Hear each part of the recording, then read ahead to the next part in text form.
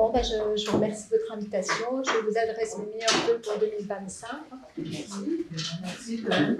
Donc, je vais vous aborder un peu la chimiothérapie, enfin les insulines et comment instaurer un schéma chez un patient diabétique de type 2 parce que la problématique du DT1 elle est différente et je pense que vous avez moins à vous occuper de ces patients.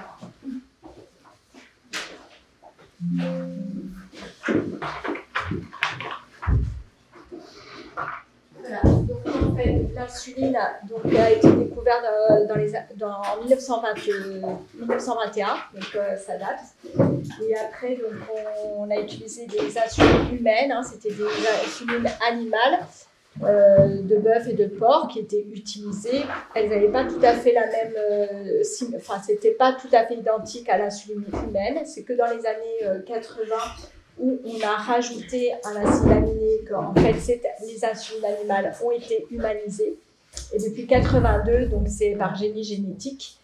Et depuis quelques années, je ne sais pas si vous avez entendu parler, après il y a eu les analogues, c'est-à-dire qu'il y a eu des modifications sur la structure de l'insuline pour qu'elle agisse plus vite. Donc ça s'éloignait de l'insuline humaine en tant que telle. Mais il y a eu des modifications justement pour rapidité d'action ou pour d'autres caractéristiques. Et ensuite, depuis 2-3 ans, un peu plus, on a les biosimilaires qui sont apparus et qui sont conseillés d'être prescrits vu qu'il y a à peu près moins 15% de réduction du coût. Donc là, c'est ce que je vous disais, donc, la rapide, la lumiline, la rapide, la NPH, l'insulatar. Mixtar, donc ça n'existe plus. Donc les analogues de l'insuline humaine, donc il y en a pour les analogues, il y a les analogues lents et les analogues rapides. Donc c'est synthétisé par génie génétique, hein, c'est-à-dire qu'on insère le gène de l'insuline dans des micro-organismes tels que les bactérolevures pour la fabrication de l'insuline. Donc les analogues lents, il y a les analogues lents et ultra lents. Donc, les lents, il y a Abazaglar, Lantus, Lédomir, que vous devez connaître. Abazaglar, donc c'est le biosimilaire. Voilà. Et après, il y a Toujeo, Tresiba, qui sont des ultra lents. Sur les analogues rapides et ultra rapides, donc les rapides, il y a Novorapide. Après, bon, je sais que ça fait beaucoup, mais après, c'est les labos. Hein. Enfin, il y a Novo, il y a Lilly et il y a Sanofi hein, sur les insulines. C'est les principaux, c'est les fabricants. Donc, Novorapide, Humalog et Apidra. Et donc, l'insuline Aspart, c'est le biosimilaire. Donc, c'est vrai qu'en première intention, on prescrit toujours le biosimilaire. Ensuite, les ultra rapides, qui sont la Fiasp et la Lumgem. Alors, bon, c'est un peu petit, mais même carrément petit, mais je vais vous les décrire. Donc, les types d'insuline. Donc, ici, vous voyez, chaque insuline, elle existe sous forme de flacon. Donc, ça, on en a besoin, nous, à l'hôpital, pour les pousseringues électriques ou pour les gens qui sont sous pompe à insuline. Ensuite, il y a les cartouches. Les cartouches de stylo, c'est pour les stylos non jetables, hein, où il faut changer la cartouche dans le stylo. Et après, il y a tout ce qui est jetable, le stylo. Donc ici, c'est la Fiasp, donc c'est Novo Nordisk. En fait, Fiasp et Lumgem, c'est des ultra rapides. Ça veut dire qu'elles agissent au bout de 5 minutes. Leur pic d'action, il est à peu près à 60 minutes. Et ça, c'est des ultra rapides qu'on met surtout pour les DT1. Les diabétiques de type 1, tu n'as pas trop l'intérêt pour les diabétiques de type 2, c'est vraiment pour avoir une synaptique très incisive. Ensuite, donc là, on a la rapide, on a donc Novorapide. Donc le stylo, c'est le Novorapide FlexPen. Et je l'ai mis là, en fait, je ne sais pas, c'est vrai que moi je le prescris pas mal, c'est le Novopen 6. C'est un stylo non jetable, où il faut changer la cartouche mais qui est connectée. Et en fait, ça c'est bien, c'est-à-dire que quand le patient ou vous faites l'injection, la dose, elle est comment dire, enregistrée, mémorisée. Et nous, quand ils viennent à l'hôpital, le patient, il vient à son stylo, on le décharge parce qu'on a un boîtier, on peut le décharger et toutes les doses apparaissent. Parce que nous, c'est vrai que des fois, le patient il vient, le carnet, il y a les doses, il n'y a pas les doses, les courbes, elles sont à un autre endroit. Donc, c'est vrai que c'est très fastidieux. Donc, ça, c'est vrai que c'est un outil qui est intéressant. Même chez certains, bon, ça, les infirmières interviennent, c'est bien, mais le patient, des fois, il ne sait plus s'il a fait son injection ou pas. Il peut aller consulter, ça garde en mémoire la dose qu'il a faite et l'heure à laquelle il l'a faite. Donc ça, c'est pour Novorapid. Et l'autre, c'est Humalog. Alors, Humalog, c'est comme les autres, ça a différents stylos. Il y a un stylo qui est particulier, deux stylos. Alors, il y a l'Humalog Junior, en fait, qui peut faire des demi-unités. C'est vrai que des fois, chez les personnes très âgées, on a tout petit besoin. Des fois, on se dit on va augmenter d'une, ça va être trop. L'unité, on baisse d'un, ça va être trop. Enfin, au départ, c'est fait pour la pédiatrie, mais c'est vrai que moi, chez certains sujets adultes, je l'utilise. Et l'autre stylo qui existe, c'est l'Humalog 200, qui est plus concentré. C'est-à-dire dans 200 unités, enfin, dans 1 millilitre, il y a 200 unités. Alors que habituellement, c'est 100 millilitres, 100 unités. Mais le stylo est fait pour qu'il n'y ait pas de changement. C'est-à-dire qu'avec le stylo 100 unités pour 1 millilitre ou 200 unités pour 1 millilitre, la dose sera la même. C'est le stylo qui fait la concentration. Parce que nous, on a eu plusieurs soucis. Où des patients, on avait dit 200, donc les doses ont été divisées par 2. Non, il ne faut pas. Par contre, oui, si c'est en flacon, qu'on tire dedans, oui, c'est sûr dans 1 millilitre, il va y avoir 200 unités. Mais quand on passe par le stylo, c'est le stylo qui est fait pour qu'il n'y ait pas de changement. Donc 4 unités avec l'Humalog 200 ou avec l'Humalog 100 en stylo, c'est la même chose. Le patient aura quand même 4 unités. Parce que c'est vrai que des fois, voilà, l'intérêt du 200, c'est qu'en fait, comme il y a des patients qui ont des très très grosses doses, du coup ça diminue par 2 le volume. Et ça, c'est intéressant pour les lipodystrophies surtout. Et puis, c'est voilà.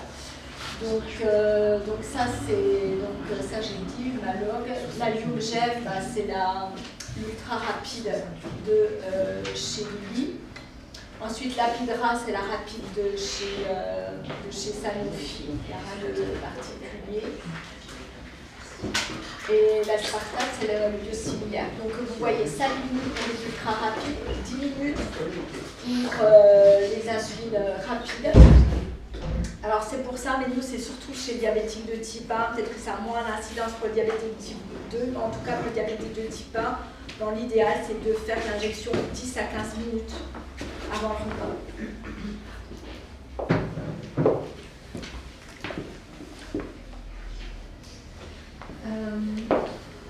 Donc les insulines lentes, on va commencer par la première, la Lantus, qui est la Basaglar. Donc en fait, elle a une durée d'action de 24 heures à peu près, elle agit de 1h30, 2h. Voilà, c'est une des premières apparues. Donc après, il y a eu la Levenir.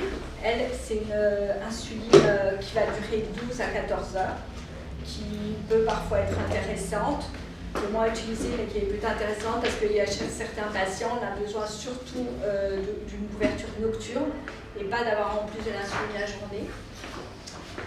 Donc la Basaglar, je vous ai dit, c'est le biosimilaire. Et après, donc, il y a Tresiba et Toujeo. Alors Toujeo, donc, elle va avoir plus de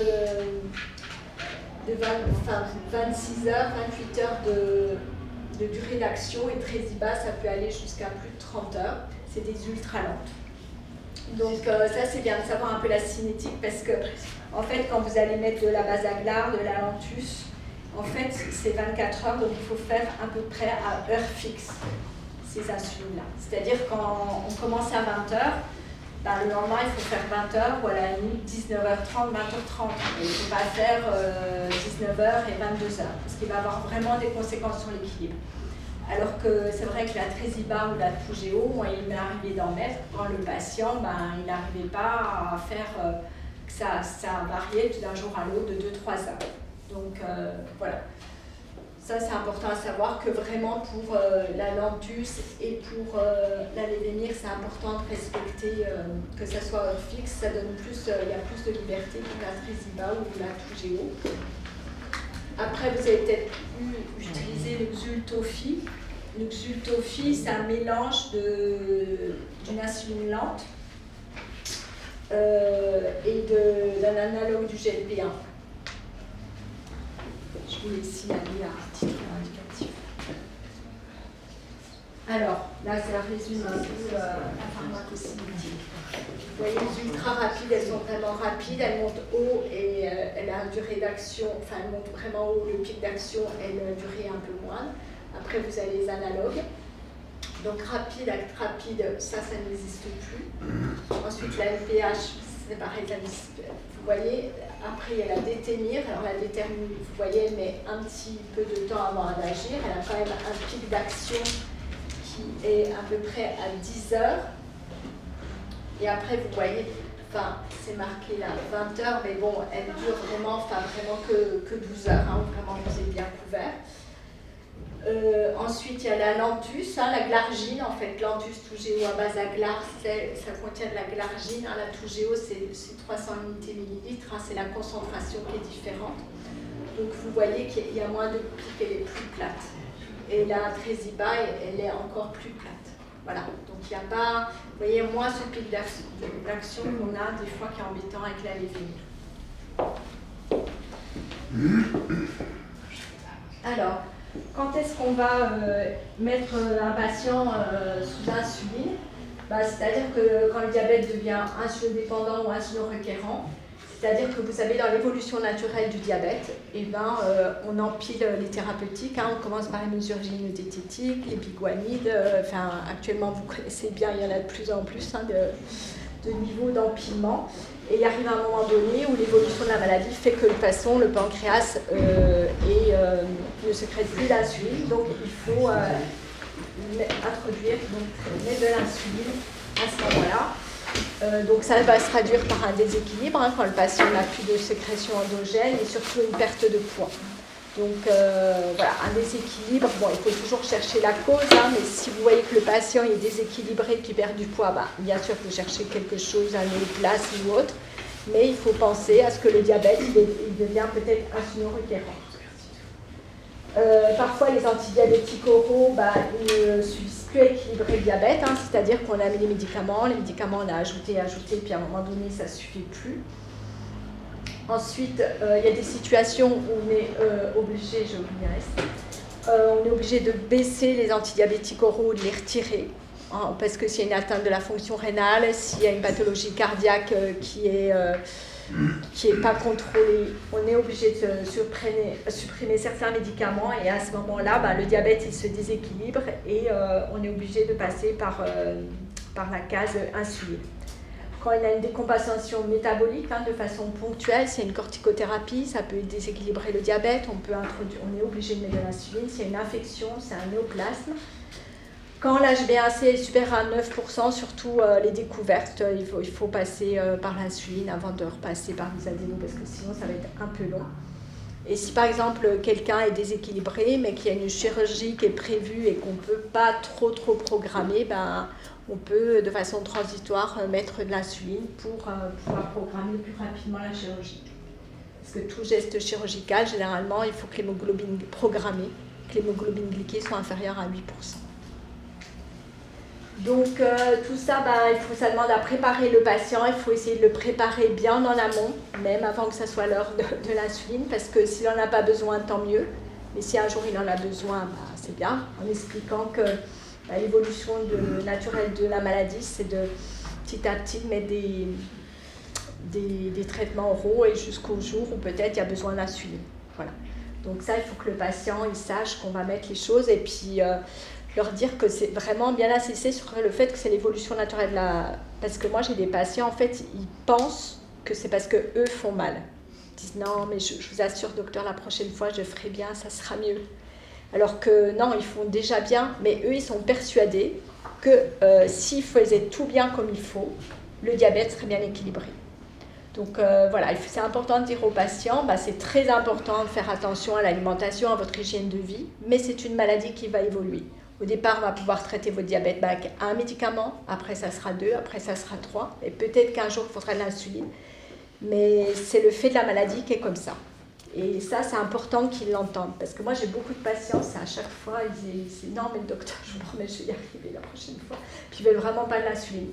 Donc si on a déjà abordé le sujet déjà assez longtemps avant, c'est déjà bien. On commence toujours par une basale, hein, juste parce que passer un basal bolus d'emblée, je trouve que c'est dur. Hein, enfin, il n'y a pas vraiment d'urgence non plus. En fait, ça l'est de moins en moins, mais c'est vrai que de passer à l'insuline, auparavant, ça permettait une désescalade des antidiabétiques oraux. Mais maintenant, ça l'est de moins en moins, puisque les autres antidiabétiques oraux, ils ont un effet antidiabétique, mais ils sont intéressants aussi pour d'autres problèmes, cardiaques ou rénaux. Donc, on va les conserver. Donc, c'est vrai que le patient, du coup, il ne peut même pas dire « Ah, j'ai l'insuline, donc j'aurai moins de médicaments ». C'est tout à fait vrai. Alors, il y a beaucoup de patients qui, avant de passer à l'insuline, ils auront eu les analogues de GLP-1. Donc, déjà, ils sauront un peu ce que c'est l'injection. Donc, peut-être ça dédramatisera un petit peu le geste qui leur paraît traumatique. Ils peuvent être accompagnés d'une infirmière. Moi, je trouve que c'est bien qu'ils soient accompagnés d'une infirmière. On peut toujours dire, on essaye 3 mois, hein, en espérant qu'il va accepter, mais c'est vrai que dans l'absolu, s'il ne veut pas, on ne perd rien de dire, on essaye. Voilà.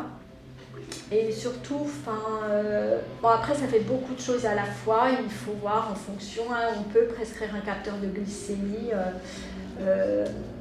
en même temps. Auparavant, il y a quelques années, là, ça doit faire quoi, 1 ou 2 ans. Maintenant, tous les diabétiques qui ont une injection d'insuline par jour, ils peuvent avoir un capteur remboursé. Et ça, c'est vraiment bien pour le patient, mais aussi pour les soignants, parce que ça donne vraiment une vue tout à fait différente que 3 glycémies par jour. Donc, il faut voir comment de toute façon, il faut avoir de l'insuline avant de pouvoir le prescrire. Après, selon les personnes, ça va faire beaucoup, hein, l'insuline plus le capteur en même temps, mais d'un autre côté, ça vous aide beaucoup. Donc des fois, c'est bien de faire les deux en même temps. Après, il faut vous adapter à le patient. C'est vrai qu'il y a des patients, ils sont très réticents.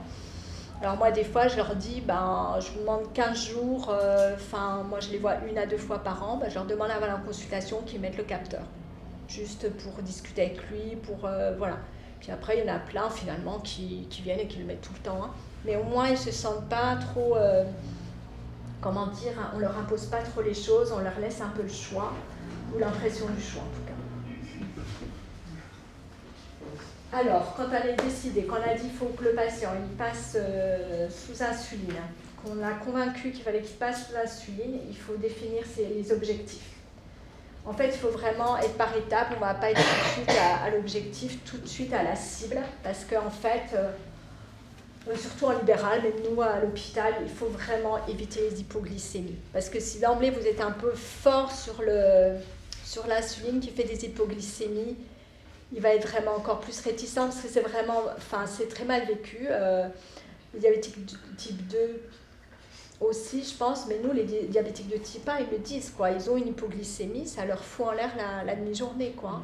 Donc, c'est violent quand même, l'hypoglycémie. Alors, quelqu'un qui est déjà réticent et qui va rapidement avoir une hypoglycémie, il va franchement être encore plus réticent. Donc, c'est pas grave au départ, si on part sur des petites doses, qu'on monte, voilà. Il n'y a pas le feu non plus. De toute façon, il y a 9% depuis 6 mois, c'est pas 1 mois de plus. Vous voyez qu'on n'est pas dans les situations aiguës, entre guillemets. Donc l'objectif, dans des objectifs normaux, on va dire qu'on vise 7% à peu près, il est avant les repas, il y a 0,8, 1,20. Après les repas, 1,5, 1,8. Après, en fonction des personnes, vous allez être plus large. Et puis après, à terme, est-ce qu'il faut le mettre inférieur à 7, à 7,5, est-ce qu'il faut garder un équilibre supérieur à 8%. Après, maintenant, il y a des pages de recommandations, patient tel âge, ci, ça. Après, on est de plus en plus quand même exigeant parce que même si le patient il a des comorbidités, si les comorbidités sont bien gérées, elles sont stables, au contraire, mieux il sera équilibré, mieux ça sera pour... voilà. Après, c'est vrai que si le patient a des comorbidités mais qui ne sont pas stables, si le patient est très âgé, voilà, il faut revoir. Ou si le patient, par exemple, il a un néoplasme dont le pronostic est catastrophique, c'est pareil. Mais il ne faut pas... on est quand même plus exigeant, je pense, maintenant, avec les objectifs. De toute façon, au départ, vous pouvez partir sur un objectif large, et puis petit à petit, comme ça se présente, vous restreignez les ordres de grandeur. Moi, il vaut mieux y aller doucement, d'accord ?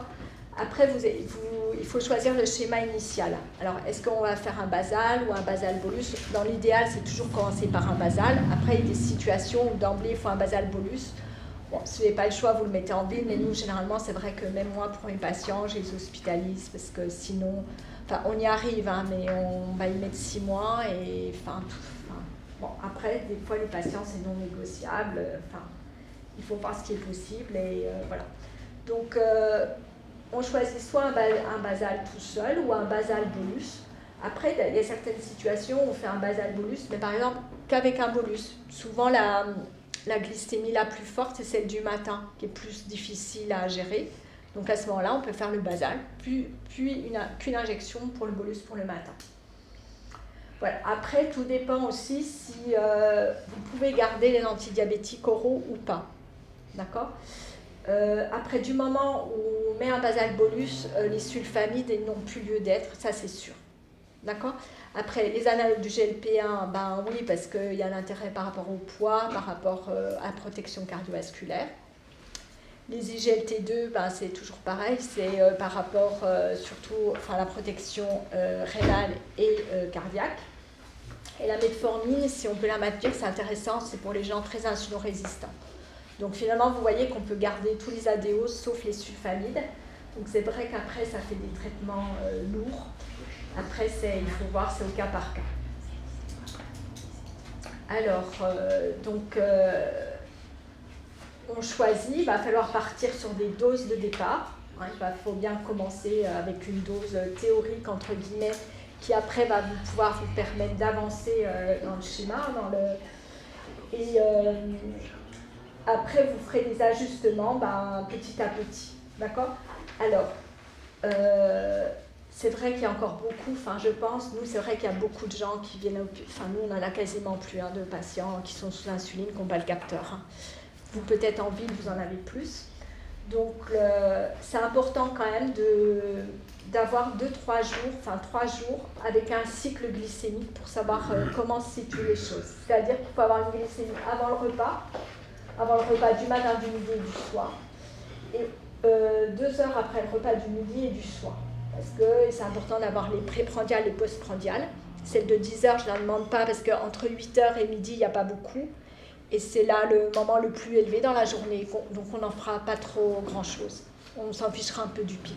Le patient, si à 8 heures, il a une glycémie à un tel taux et qu'à midi, c'est bon, ça va quoi. Ça ne va rien servir, ça ne va rien changer. Si on sait qu'à midi, à 10 heures, s'il est à 3 grammes et qu'il est bien à midi, on n'agira pas en fait, parce qu'il n'y a que 4 heures. Donc c'est bien d'avoir un profil si on n'a pas le capteur. Donc on commence par le basal seul, si le patient il n'a vraiment pas envie, s'il craint les injections. Et si on voit sur le cycle que le principal problème, c'est la glycémie à jeun. Le matin, quand le patient il se lève, il est élevé. Dans la journée, ça va mieux, mais c'est le matin au lever. Chez des DT2, c'est classique, ils sont élevés des fois en début de journée, puis vers 17-18 heures, les glycémies s'abaissent. Et sinon, on part sur un basal bolus. Là, il faut un contrôle plus rigoureux et il faut, surtout, il faut que la glycémie postprandiale elle est élevée quand on met un basal bolus. Alors, comment on débute ? On débute par une dose initiale. Alors, pour un schéma juste en basal, on compte en moyenne 0,1 à 0,5 unités kilo-jour. C'est large, 0,1 à 0,5. Mais en fait, comme ça, vous calculez pour 0,1, vous calculez pour 0,5, puis vous voyez où vous vous mettez. De toute façon, il n'y a aucune formule qui va vous dire voilà ce qu'il lui faut, ce patient. D'accord ? Sinon, vous commencez, moi, classiquement, je commence à 10 unités de basal. Après, si c'est une petite mamie, je vous avoue que je mettais plutôt 8. Si c'est un monsieur qui est un peu costaud et tout, je mets 14 déjà. Mais après, c'est pas grave, vous allez monter. Vous voyez, vaut mieux commencer petit et monter que d'emblée faire trop fort et avoir des hypoglycémies. Souvent, quand on commence une basale, c'est qu'on garde les antidiabétiques oraux, parce que sinon, ça va être très vite compliqué au niveau de l'équilibre. Alors, généralement, on fait la basale le soir, par habitude, oui, puis par confort et pour adapter au mieux, parce que en fait, quand vous faites l'insuline le soir, du coup, il n'y a pas de repas après, il y a juste éventuellement le repas du soir que vous faites en même temps, et il y a moins d'interférences avec tous les repas. Donc, le matin, à jeun, au lever, vous allez pouvoir vraiment évaluer l'effet de votre basale. Parce que si la basale, on l'a fait le matin, ce sera passé les 3 repas et tout, des fois, c'est vraiment difficile de juger ce qui s'est passé, comment équilibrer. Donc, c'est pour ça. Mais par exemple, si c'est une personne âgée qui est fragile et tout, moi, je la mets le matin pour être sûre d'être moins exposée aux hypoglycémies nocturnes. Ou sinon, vous passez sur une ultra lente comme la Tresiba.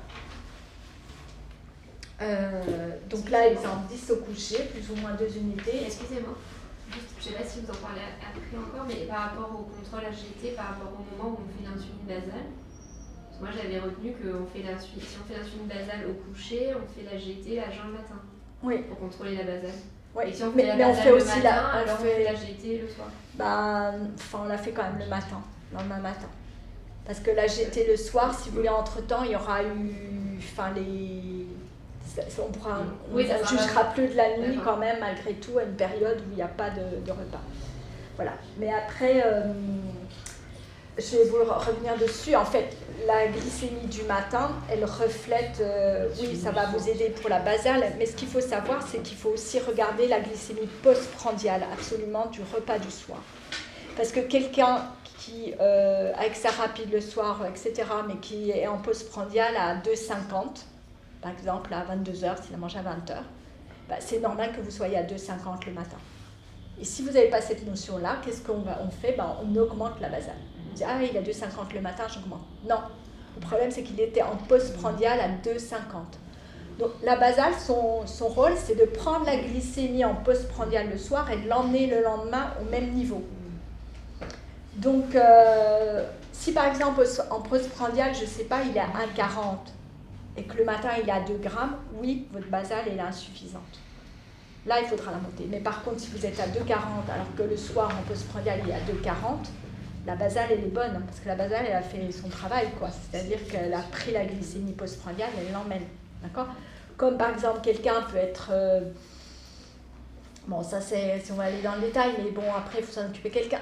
Par exemple, le patient il a un 20 le matin. Vous dites, super, très bien, mais il est possible qu'on regarde, il a un 20, mais malgré tout, il était en postprandiale élevé.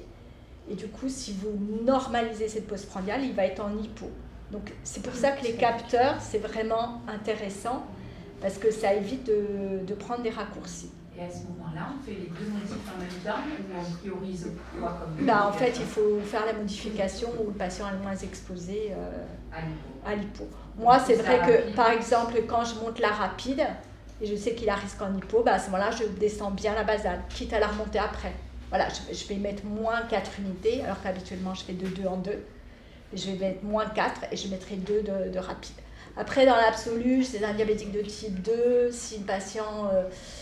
et âgé et tout, c'est peut-être pas la peine d'être hyper strict, mais il faut quand même, c'est quand même un raisonnement à avoir, parce que en fait c'est comme ça qu'il y a des gens, ils se retrouvent avec des doses pas possibles et qu'on n'y arrive pas quand même, avec des risques d'hypoglycémie, parce que si le patient, on regarde la glycémie de 50 et qu'on augmente la basale sans se demander pourquoi, on peut y aller longtemps, quoi, jusqu'au jour où il fera une hypoglycémie, parce qu'il aura eu trop de basale, mais que quand même sa postprandiale, il sera toujours à 2-3 grammes. Voilà. Là, en termes d'organisation pour les infirmiers, du coup, ça demande une organisation particulière, en tout cas de formation du patient ou d'entourage, parce que les capteurs, c'est vrai que c'est bien, mais après, si vous avez, après, vous avez le protocole qui peut vous dire, nous, on doit marquer, on marquait nous, dans le protocole plus 2 unités de l'insuline lente si la glycémie du machin, alors que la postprandiale est bonne. Vous voyez, c'est toujours sous réserve de la postprandiale du soir, quoi. Voilà. Mais ça sous-entend que la postprandiale est prise par le patient et pas par l'infirmier. Après, avec le capteur, oui. Voilà. Vous mettez un lecteur freestyle libre 2. et 2 capteurs, freestyle libre, et puis c'est 2 tous les 28 jours. Le freestyle, c'est pas forcément top. Hein. Moi, j'ai des gros problèmes avec, régulièrement avec des patients, notamment une. J'ai jamais pas jamais, mais souvent j'ai des problèmes le matin au réveil. Alors, si je lui passe la scanette ou si je lui fais au doigt, il y a une différence entre les deux. D'accord. Alors après, c'est vrai que selon les patients, il y a des différences entre les deux, mais ce qu'il faut voir aussi, surtout, c'est la différence, c'est sûr, c'est quand la flèche, elle descend ou elle monte. Non, ça, vraiment... Si la flèche, elle est plate, normalement, c'est à peu près la même chose. Je dis bien normalement. Parce que quand la flèche monte ou quand la flèche descend, en fait, c'est du glucose interstitiel, le capteur. Et quand vous faites un capillaire, c'est du capillaire. Et il y a toujours un retard entre les deux, entre le capillaire et l'interstitiel. Parce que ça commence toujours le capillaire et après, c'est l'interstitiel, après, c'est les cellules. Donc en fait, il y a toujours un retard. Donc effectivement, si c'est en train de monter, il est possible qu'en capillaire, vous soyez haut, à l'interstitiel, pas encore trop haut. Voilà. Voilà. Après, ce qu'il faut savoir, c'est que quand on est en hypoglycémie avec le capteur, il faut 20 à 30 minutes pour que ça remonte sur le capteur. Donc moi, je dis bien aux patients, avant de prendre un deuxième resucrage, vous vérifiez en capillaire. Parce qu'il y a toujours un retard. C'est pas le même endroit. Je vous interromps une seconde simplement. C'est Pour les variable. personnes qui ne voient pas ce que ça va quand même, si vous n'avez pas l'habitude d'utiliser un capteur, quand vous avez votre glycémie et à côté, vous avez des flèches tendancielles qui vous indiquent effectivement, je crois qu'il y en a même plus que ça. Oui, il y a 90, voilà. Exactement. Donc, vous visualisez ce que c'est que ces flèches tendancielles que vous voyez juste à côté de la glycémie sur le lecteur. Et sur l'appli, sur le téléphone aussi. Hein. Et après, c'est avec le capteur de la dame que vous avez fait le contrôle en capillaire? En fait, on en a 2 d'appareils glycémie. Ouais. Un qui va avec le freestyle et évidemment on peut l'utiliser en capillaire et un autre. D'accord. Alors, et vous avez essayé avec les deux ou avec le vôtre? Parce que des fois, il y a des lecteurs qui sont en panne, il y a des lecteurs qui sont vieux, qu'il faut changer. Voilà. Mais après, c'est vrai qu'il y a des gens qui gardent des discordances. Et obèse plus, on s'était dit que peut-être parce que on essayait les positionnements par rapport au... Normalement, mais non. bon, j'ai vu avec Lucia, elle m'a dit que voilà. Il n'y a pas de raison. Parce que même les gens qui sont obèses, vous voyez les aiguilles, vous utilisez maintenant du 4, 5 ou 6. Parce qu'en fait, même si on est obèse, l'épaisseur du tissu cutané, elle est la même. C'est ça. Le tissu sous-cutané, oui, est plus important, mais la peau, l'épaisseur, elle est la même. Donc, c'est pas trop la corpulence d'un patient qui... Alors, on essaye toujours d'être au moins... mais bon, comme il n'y a pas beaucoup, il n'y a pas 36 000 endroits possibles, donc c'est vite vu. Quoi. Bah après, la patiente, ça serait bien qu'elle refasse dans la journée d'eau de glycémie pour voir si vraiment il y a une escarpe. Elle n'est pas capable. Bon. C'est ça la problématique aussi. Sinon, il faut essayer, mais ça, il faut que ce soit un médecin spécialiste qui le prescrit. Le Descom One, voir si ça change. Je connais pas par contre. Alors, c'est juste, il a beaucoup été utilisé le Dexcom G6, où c'est le médecin que spécialiste qui pouvait le prescrire. L'intérêt, c'est qu'ils avaient des tendances, c'est-à-dire que le capteur, il sonnait en vous disant attention, dans 20 minutes, vous allez être en hypo, etc. Et donc, l'autre intérêt, c'était qu'on peut le mettre aussi au niveau de l'abdomen ou au niveau des cuisses, alors que le freestyle, c'est qu'au niveau des bras. Voilà. Donc, et maintenant, avant, c'était plus compliqué le Dexcom G6, parce qu'en fait, il fallait mettre le capteur et après, par-dessus, le transmetteur. Et maintenant, le système, il ressemble au freestyle, mais c'est que prescription spécialisée, là.